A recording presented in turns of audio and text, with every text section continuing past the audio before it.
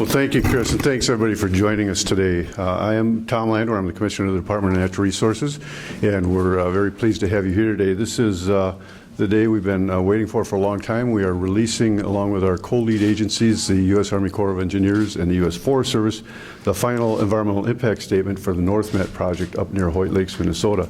As most of you know, this is a document that is describing the open pit copper nickel mine being proposed by PolyMet Corporation, and this is the detailed analysis of that project.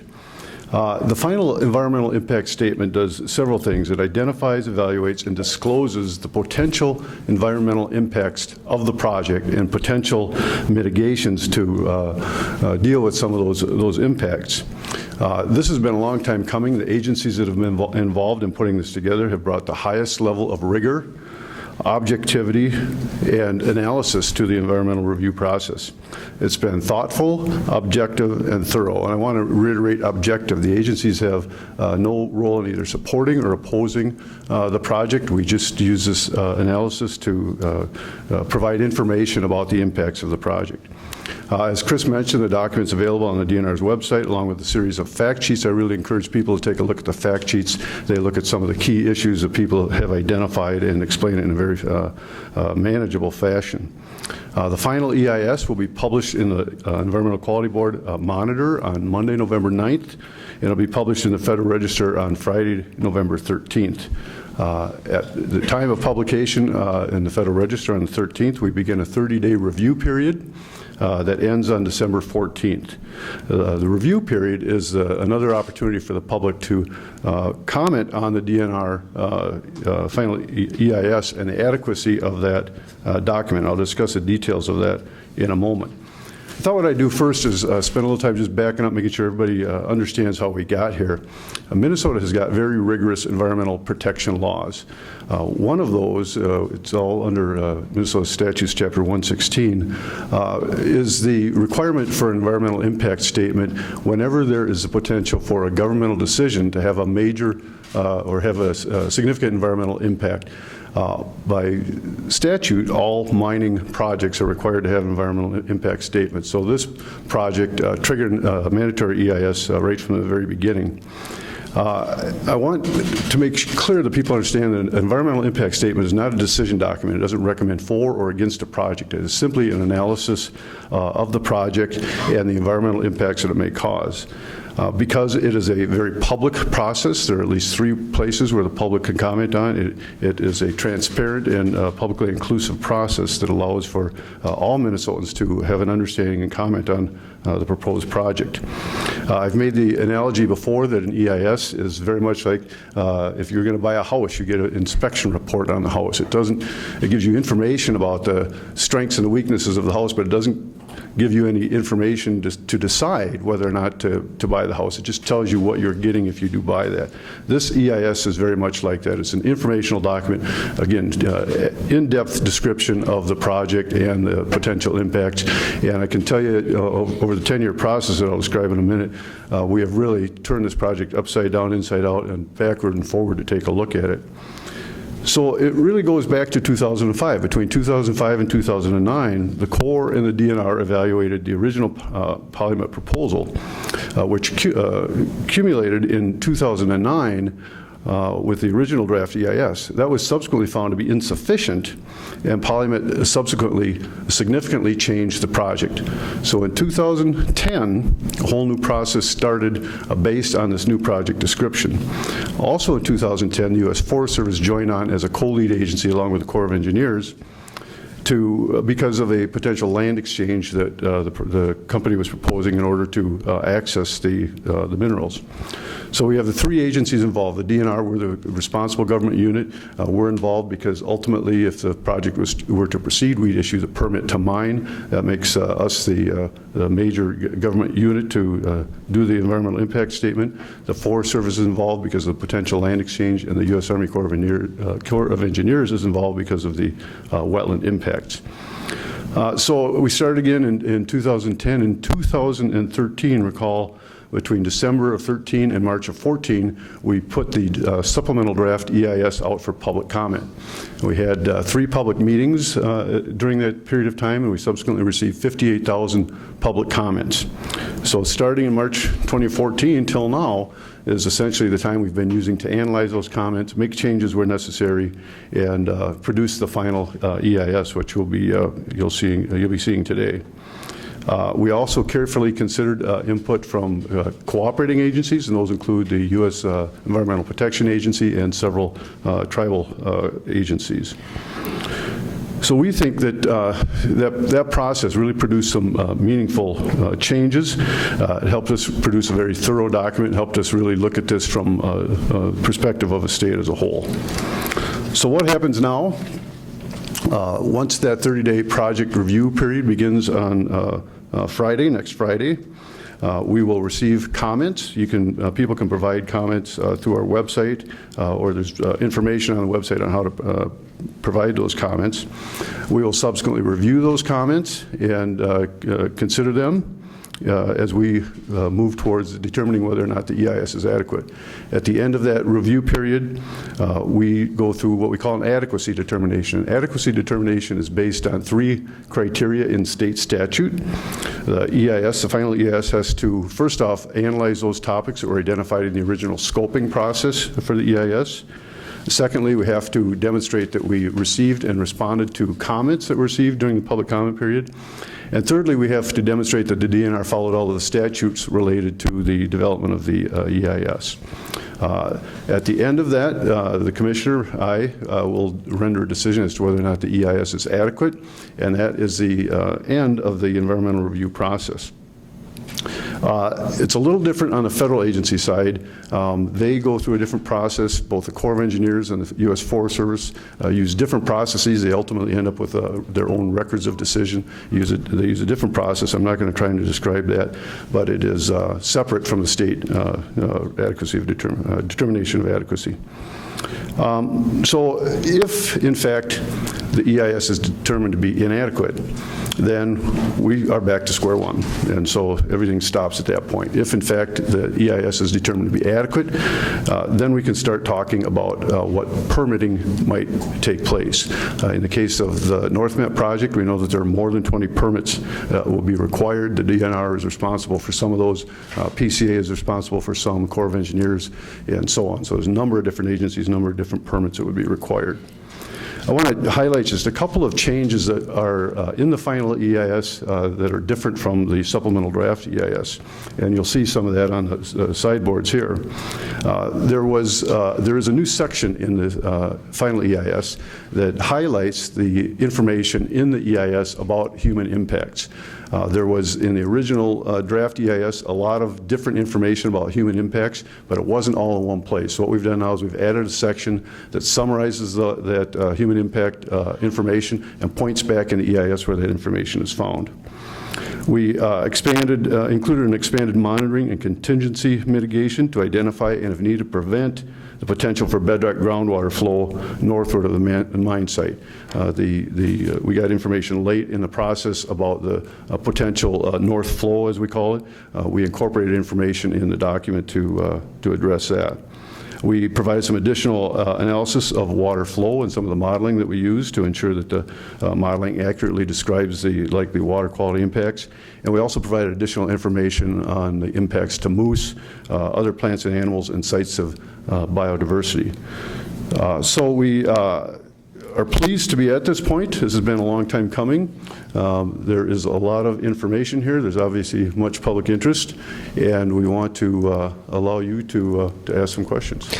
Before we move any further, Commissioner, I want to do a little additional housekeeping, take a little pause here. I see some folks that should be in our audience who aren't here right now. So I'm going to ask the folks who are members of the media who are on the phone to go ahead and identify themselves so we can just carefully take a head count. There might be people who are in transit, and we just want to take note of that. So if you're on the phone and you're a member of the media, could you just go ahead and identify yourselves, and we'll tick you off here real quick, and we'll move on with the news conference. So go ahead and first person on the phone, please. Yeah, Bill Werner at Minnesota News Network. To clarify... hold on, Bill. Just Bill, we're going to, do you have a question?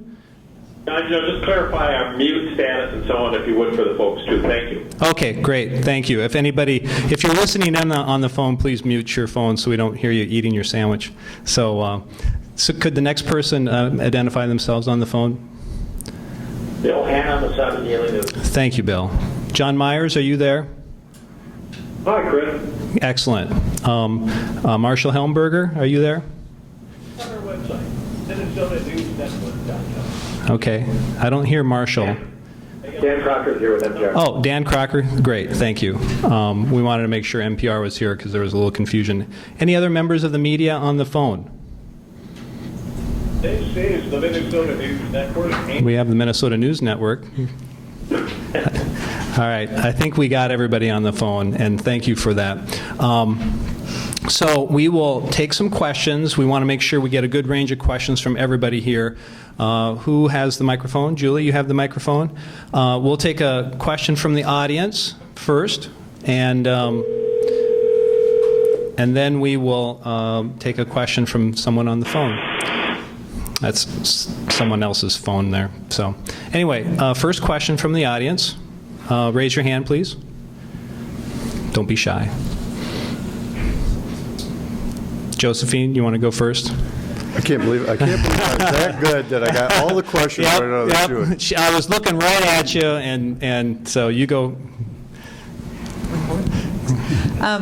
I believe the state has a law that forbids, in essence, mine closure that requires permanent water treatment. And here the EIS says that water will have to be treated indefinitely until you find a way to not treat it. Isn't that, in essence, a violation of the state law? Well, to be clear, the state law says that we can't declare a mine closed until all of the remediation is done. So technically, the mine can continue to treat water, just not be closed. So we don't give the absolution to the company until we're satisfied the mine is completely reclaimed. Excellent. Do you want to have a follow-up, Josephine, or? No, that's all right. All right, let's take a question from one of our folks on the phone in northern Minnesota. Go ahead. I'll go if I could. Yeah, is that you, John? This is Dan Crocker. Oh, Dan Crocker. Commissioner, does the EIS demonstrate, as PolyMet says, that this project can meet all state and federal environmental standards?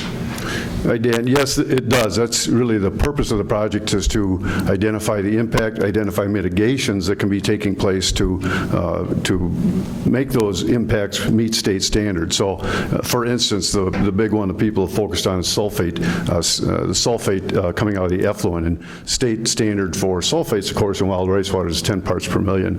The project proposal is designed to ensure that it can continue to meet that 10 parts per million, and that's really what the analysis looks at is based on what the project has proposed. Can they meet that state standard? And under the information in the EIS, the answer is yes. Great. Do you have a follow-up, Dan? I'll jump in later on. Thanks. All right. I saw someone's hand go up here. Mr. Kessler, you're familiar with the microphone. I think you can handle this one. Julie's coming around. Rachel. Would you tell us, give us a couple of highlights of what this says? I mean, I've listened to how complicated it all is, and I'm not going to pretend that we've read those 3,000 pages, but give us a couple of highlights on water quality and air quality. What will the mine do according to the EIS? Well, two things, and I'm not going to be able to address the air quality. I might turn to Randall on that. But I think a highlight, Pat, for the water quality is that because the project, both during operation and after the mining is actually done, would involve a reverse osmosis system. We will actually be helping clean up some of the water contamination issues around the tailings basin right now. The tailings basin is currently, it's a historical tailings basin established before there were environmental regulations, is currently putting water into the groundwater that is higher in sulfate than what we'd like. By virtue of the proposed changes to the project, where we're essentially going to be, the project would essentially be capturing groundwater, piping it into a water treatment plant, and then discharging it into the watershed of the Embarrass River. It actually results in a cleaner effluent than is currently happening. Mr. Kessler, you want to have a follow-up question to that? In general, does this EIS demonstrate that this mine will not hurt the environment, or is will this meet all the standards, and will PolyMet mine, the copper nickel mine, hurt the environment in northern Minnesota? Great question, and let's get right to the bottom line. The answer is that the project as proposed would meet all state standards. Would meet all state standards. And of course, the standards were developed to protect the environment and protect human health. And so again, in the case of the sulfate, the ambient sulfate levels that are in the groundwater now as a result of the tailings basin are higher than the 10 parts per million by virtue of running a containment system around the tailings basin, processing that water, and then discharging it actually results in some improvement in water quality by virtue of the operation of the plant. We'll take a question from one of our... Pat asked about air. I don't know if Randall or Randall, you want to talk about air? So Randall, when you get to the microphone, please spell your name and repeat your title for the folks. Sure. Randall Doneen, RANDALLDONEEN, and I am the unit supervisor for the Environmental Review Unit. The project did look at air quality impacts. I mean, the EIS does look at air quality impacts from the project. Several different modeling were done. The project, as the modeling indicated, would meet the air quality standards that would be required under the permit. And it also looked at what the project would contribute to the greater area in like Voyage National Park and Boundary Waters, and it had very small contributions to the visibility of that area as well. Great. We'll take a question from one of our media in northern Minnesota, Dan or Bill Werner or John Myers. Or Bill Hanna? Or Bill Hanna. Sorry, Bill, I forgot about you. That's okay. Commissioner, I do have a question now where the feds and the state are doing not coordinating reviews now. How does that work? Is there cooperation between the two as they both move forward? Great question, Bill. And the publication of the EIS more or less ends the sort of parallel tracking of the environmental review process. We're all working under different requirements in terms of how we do analysis and permitting. The environmental impact statement development can be very consistent between what the federal government requires and what the state government requires. So we've been able to go hand in hand through the development of the EIS. But the determination of whether or not the EIS is adequate, the process is different in each of the agencies. So it's adequacy determination for the state of Minnesota. It's a record of decision for both federal agencies, but even then they use two different processes to do their ROD, we call it ROD. And Randall, I believe we have a fact sheet on that as well, how the next decision making. And as you see, also, Bill, if you look at one of the things on our website, when it's a blue sheet that shows the environmental review process, you can see where the three agencies sort of depart below the line of the environmental review process, and that they have sort of different steps that they go through. Josephine, you have... Are you saying that there's no environmental risk to this project? Not at all. What we're saying is that what the environmental impact statement process does, it analyzes the known or likely environmental impacts and identify potential mitigations for that. It doesn't say that there's no risk. It just says here's what we anticipate could be the risk. Here's how we would deal with the risk that's there.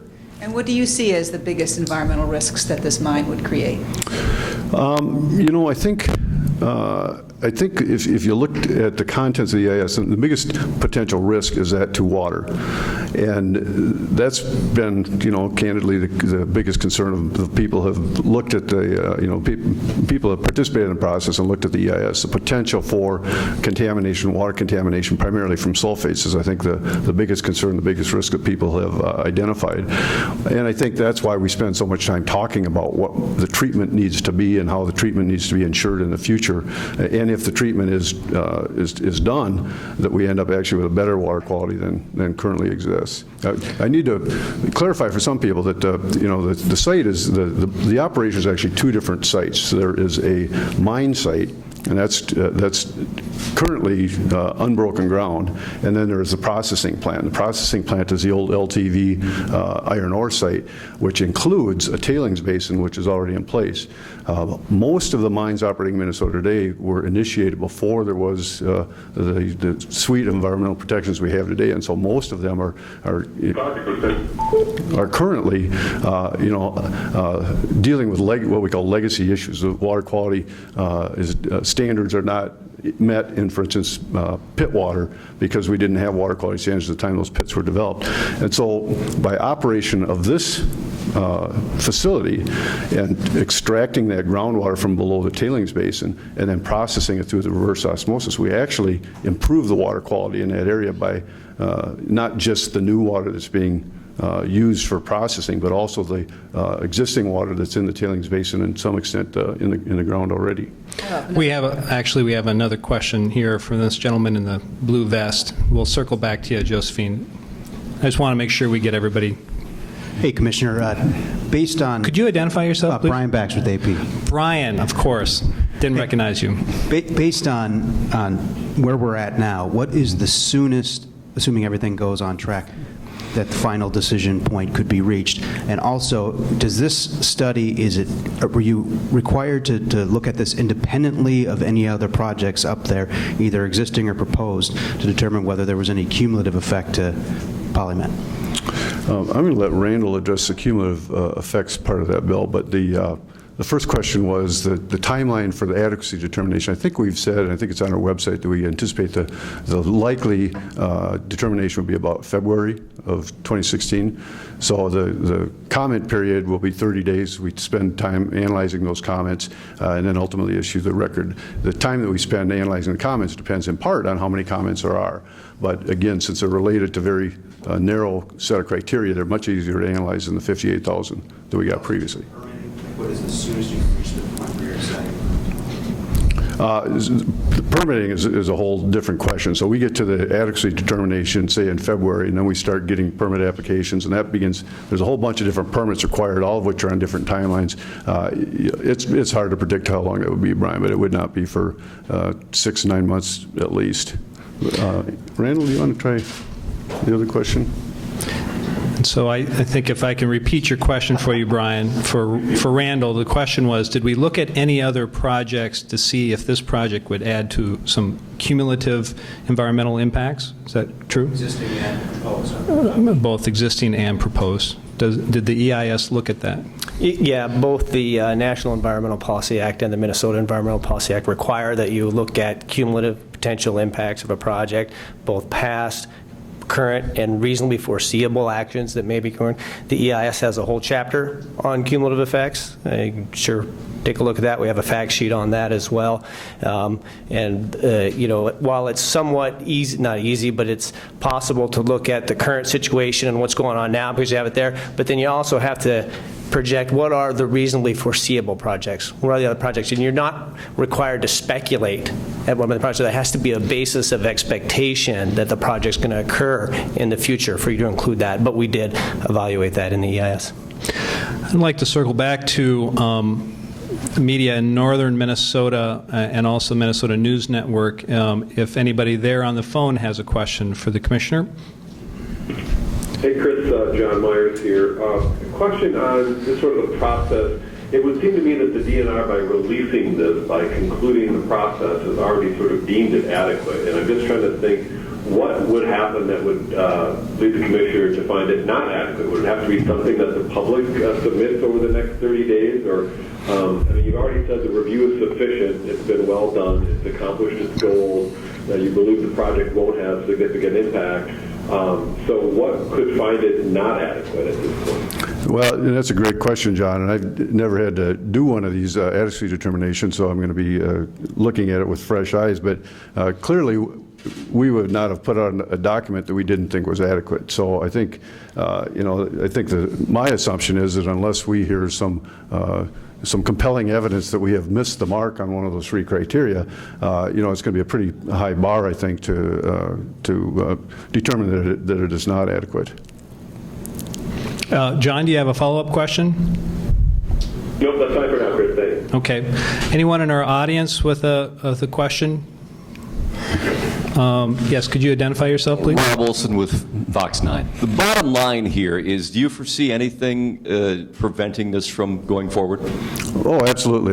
It's very premature to suggest the project can proceed from this standpoint. You know, again, I want to highlight what the EIS is. It's an analysis of the impacts and the potential mitigation. It is not a recommendation. So even though the project, as proposed, can meet state standards if it's developed as is outlined in the EIS, it does not mean that any of those 20-plus permits are all going to be granted. And any of those 20-plus permits, in and of themselves, are probably capable of changing or terminating a project. So we need to be careful to not, mistake the EIS as a recommendation document. It is just an informational document. Now, as we start talking about the permits, or if we start talking about the permits, then we're going to start talking about, should it proceed or should it not proceed based on the state statutes.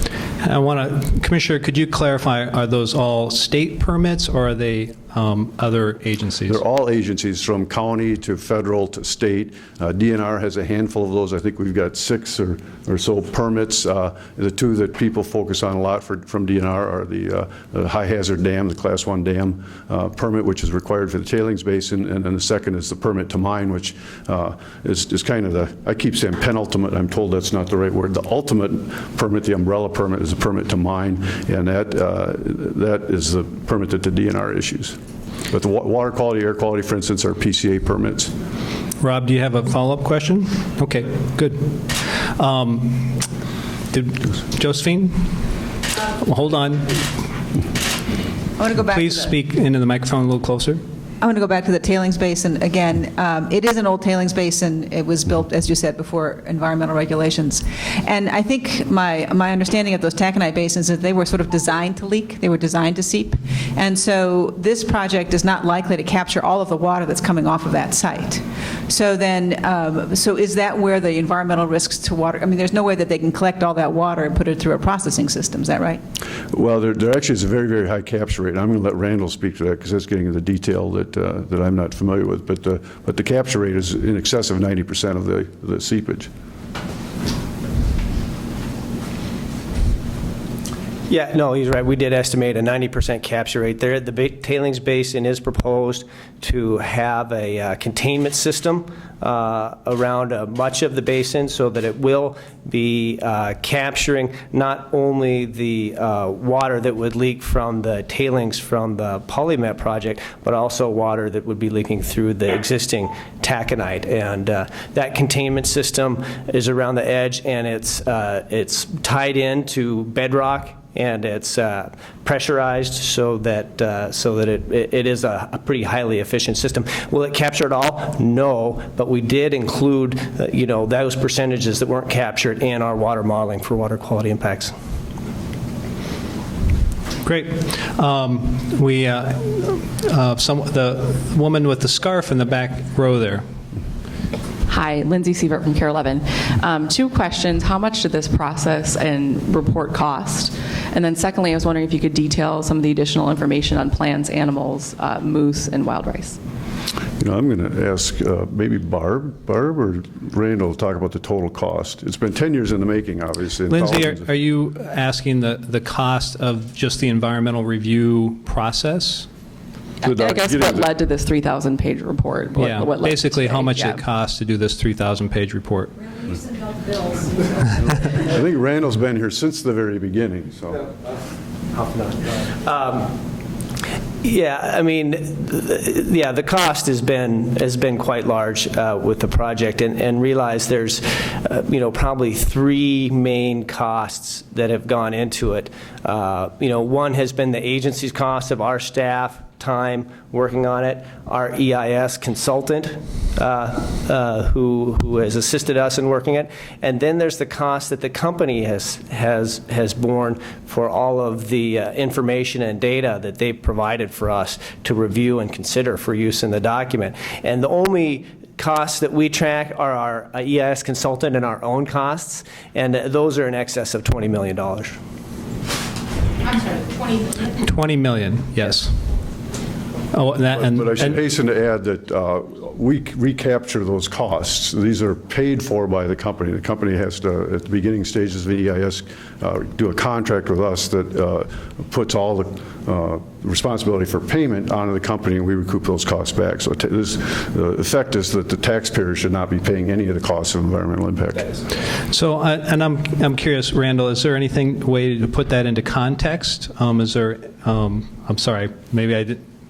Are there Keystone Pipeline or any other ones? I know that's been in the news lately. I don't track the costs of other ones. Clearly, it's been the most expensive EIS that we've worked on. Gotcha. And Lindsay, you had a follow-up question? Just the additional information on the plants, animals, moose, and there was a wild rice section. I'm just curious about that aspect of the report. I think there's a fact sheet on that, but were you asking maybe some more details about what the EIS says about moose and plants? Is there anything interesting that you'd like the public to know about that? Yeah, well, I mean, what the key thing is that as we were publishing the supplemental draft EIS, we also had revised our state threatened, endangered, and special concern list, and so the supplemental draft EIS hadn't been updated to that updated list, and so the final EIS did incorporate the changes that were associated with that list and to identify any potentials. And of course, the moose, we got a lot of comments on that as well. So we did provide additional information for that. And the last additional piece of information that we provided is some additional information related to the sites of biodiversity on the site that would be impacted from the mine site. Great. I think Tim Pugmire here from NPR has a question. We'll be bringing the microphone over. And bring it close to your face, Tim. Thanks. Commissioner, does this report at all illuminate the issue of financial responsibility for the company and the assurances that the governor keeps talking about? Great question, Tim. And the reality is the EIS is not intended to go into detail about the financial assurance that might be required for the project.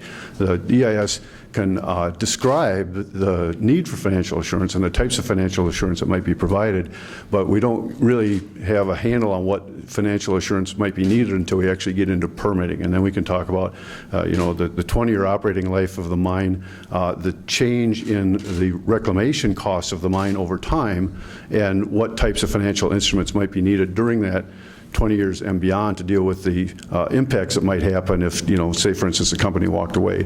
So it's really in the permitting phase that we get into the detail of financial assurance, both in terms of the quantity of the size of the financial assurance as well as the instrument, bond versus surety versus endowment that might be required. So it doesn't go into great detail on that. That actually comes out in permitting. Tim, do you have a follow-up question? Rachel Stassenberger, do you have a question there? And speak closely into the microphone, please. Just back to the $20 million cost. Has PolyMet already started reimbursing the state for any of those costs? If not, at what point, and how much has the state gotten back so far? If I'm not mistaken, we bill quarterly, so. They actually pay it ahead. Yeah. So we've already recouped the costs. Yep. They give us the money. Yeah. And actually, I think that number was, we shared that with the media back when we did the SDEIS too, but, welcome. So let's see if there's any more questions from the media in northern Minnesota or from Minnesota News Network. No, I got to say, I was in Mountain Iron this morning. I'm a little disappointed these folks didn't drive down here. You were in Mountain Iron for the Governor's Deer Opener. So I want to make sure, though, that Bill Hanna or John Myers or Marshall Helmberg or any of those folks have a chance to do a follow-up question. I've got all mine answered. Excellent. Well, then I'm going to look to the audience. Oh, we have more questions here. We're going to try the gentleman over here first. Please identify yourself. Yep, Nick Minock with KBJR in Duluth. So the tribes in northern Minnesota are concerned that this mine will impact wild rice waters. Under this analysis, does it? Well, the important point to remember in the environmental review is that in order for a project to proceed, it must meet all state water quality standards. And in the case of this project, the state water quality standard of interest is the sulfate standard. Sulfate standard in Minnesota is set at 10 parts per million because that is the level for wild rice. And so the project as proposed would meet that standard. And Nick did drive down here from Duluth, so we'll hand it over to Mr. Kessler again. Yeah, one more question about the overall with this. You repeatedly say that this project meets, as proposed, meets all the air and water quality standards. Is that the same as saying that the PolyMet project is safe? It's safe for the environment, for the folks who live around there? Well, so let me parse that apart a little bit if I could, Pat. So the state standards for air quality and water quality, for instance, are intended to both protect the environment and protect humans. So that is, the state's sort of goal for ensuring that it is a safe project, or those standards. So if a project meets those standards, then ostensibly it is a safe project. Now, presumably there's always a chance for something to go wrong, and that's factored into the permitting. If something goes wrong during the operation, then the company is liable for fixing what might go wrong. So this is your imprimatur telling the state that the PolyMet project is safe for the environment? What it says is that the PolyMet project, as proposed, meets state standards, the state standards of which were set to maintain a safe environment for people and the environment. I think that's good clarification. We're going to wrap this up here soon, folks, so if you have any follow-up questions, now's the time to do it. Again, can I ask one question? Yes, is that you, Dan? Yeah. As you guys know, some of the opponents of the project have asked for a third party to run some of the water models that they can test. Why isn't something that the state has done? My response to that would be, I think the state is operating as a third party. We are truly neutral. We're neither in support of or opposed to the project, and we've got the best expertise available to do the analysis. So I think the fact is we've got the objective analysis done. Part of the purpose of the public comment period was to find out, is there other analyses that might be out there that would demonstrate there's something wrong with the state's analysis. And, again, that's all been incorporated into the final document. Can I have one follow-up, Chris? Sure, Dan. Is the state truly neutral given, it's written into the Constitution to promote mining in Minnesota, isn't it? Well, it's not in the Constitution. I think it's State Statute 93001 says the state shall promote and exploit the extraction of minerals, but that doesn't say that we have to be supportive of any particular project. It just says it's the policy of the state that we should develop these minerals, and other parts of state statutes say we should do it in an environmentally sound manner, and that's the environmental review that we're going through today. Great. With that, folks, we'll go ahead and sign off. If you have any follow-up questions, you can go ahead and email me or give me a call on my phone. And it is the deer opener, so this place is going to clear out pretty fast here as everybody